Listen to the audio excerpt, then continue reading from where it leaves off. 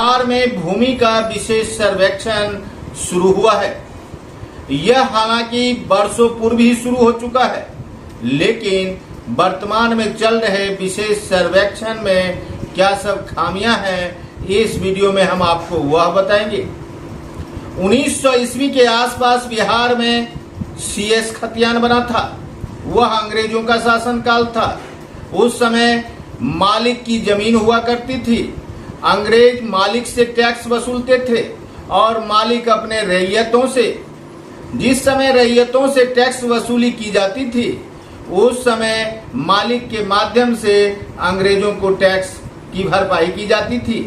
Tax अर्थात मालगुजारी। रैयत जो जमीन जोतते थे उसके एवज में मालगुजारी का भुगतान मालिक को करते थे और मालिक के माध्यम से अंग्रेजों को भुगतान होता था।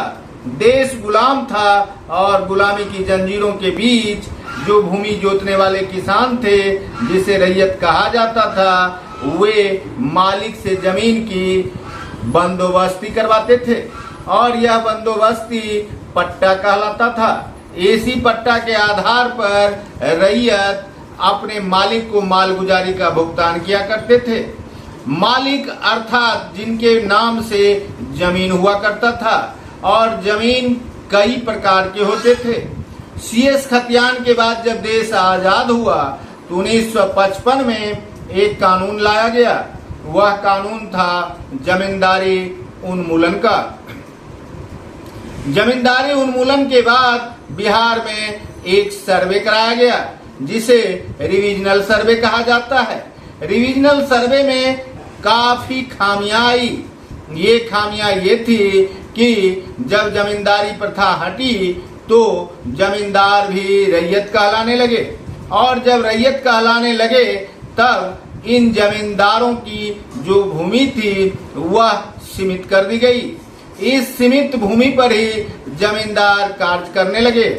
जब जमींदारी थी तब 100 बीघा जमीन से लेकर 1000 बीघा जमीन तक के मालिक हुआ करते थे जमींदार। लेकिन जब जमींदारी गई तो वे एक सीमित भूमि के ही मालिक बने, लेकिन मालिक की जगह उन्हें भी राज्य सरकार ने रैयत की उपाधि दे डाली।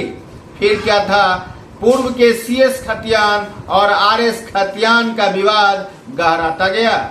CS खतियान और RS खतियान को लेकर जमींदारों के लाखों मुकदमे व्यवहार न्यायालय से लेकर सुप्रीम कोर्ट तक चल रहे हैं।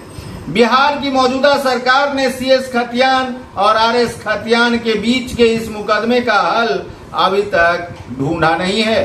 न्यायालय में 30 वर्षों से टाइटल का दौर चल रहा है। कहीं 40 वर्षों से बंटवारा सूट दायर है, कहीं लगान निर्धारण को लेकर विवाद है, तो कहीं कब्जा को लेकर। लेकिन बिहार सरकार ने इन बातों को नजरअंदाज कर बिहार में एक बार फिर से सर्वे कराना आरंभ कर दिया। यह सर्वे भले ही विशेष सर्वे कहलाता हो, लेकिन क्या CS खतियान और RS खतियान का विवाद सुलझाए बगैर बिहार में यह सर्वे सफल हो सकेगा? जवाब आपके पास क्या है, यह तो आप ही जाने। CS खतियान और RS खतियान को लेकर बिहार में काफी विवाद हैं। कहीं कब्जा को लेकर विवाद है, तो कहीं रैयत की जमीन सरकारी कर दी गई है, तो कहीं सरकारी जमीन पर रैयत कब्जा जमा कर बैठे हुए हैं। नदी, नाला, तालाब, पोखरा, विद्यालय एवं सरकारी जमीनों पर बहुत सारे लोगों ने कब्जा जमा रखा है। इन कब्जाधारियों की डिमांड यह है कि CS खतियान में इन जमीनों के उनके पूर्वज मालिक हुआ करते थे। ऐसी स्थिति में उनकी मालकियत भले ही चली गई हो, लेकिन यह जमीन उनकी ही है। लेकिन बिहार सरकार ने उनकी मालकियत छीनकर यह जमीन सरकारी कर घोषित कर रखी है। ऐसी स्थिति में ये मालिक अपनी जमीन पर कब्जा जमाए बैठे हैं।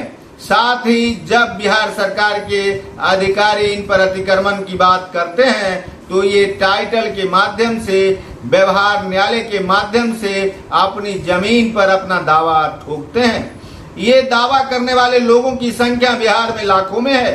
इन लाखों लोगों की समस्या का निदान निकाले बगैर बिहार सरकार विशेष सर्वेक्षण के तहत भू सर्वे कर रही है।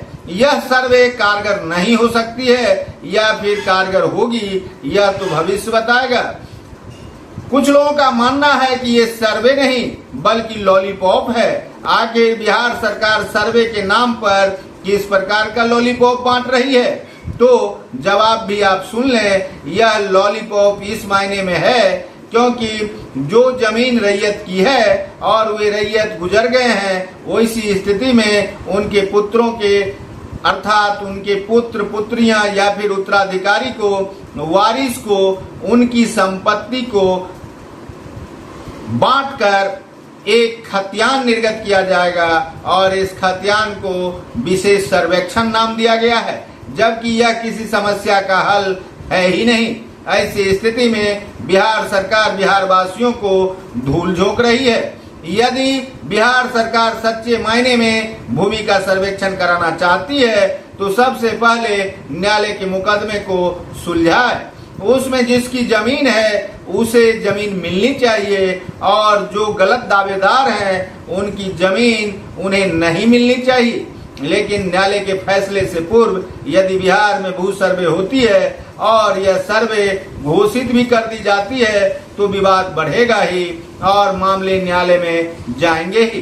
एक तरफ जहां सरकार कहती है कि एसडीओ, सीओ, डीसीएलआर, अपर समाहर्ता एवं डीएम तथा आयुक्त के स्तर से वह भूमि विवाद सुलझाना चाहती है, लेकिन क्या उसने सीएस खतियान के आधार पर आरएस खतियान का प्रकाशन किया है? यदि हाँ तब तो कोई बात नहीं है, यदि नहीं तो सीएस और आरएस खतियान के इस विवाद को सुलझाने की नियमावली होनी चाहिए। यदि नियमावली नहीं हुई, ऐसी स्थिति में इस सर्वे का कोई औचित्य नहीं रहेगा।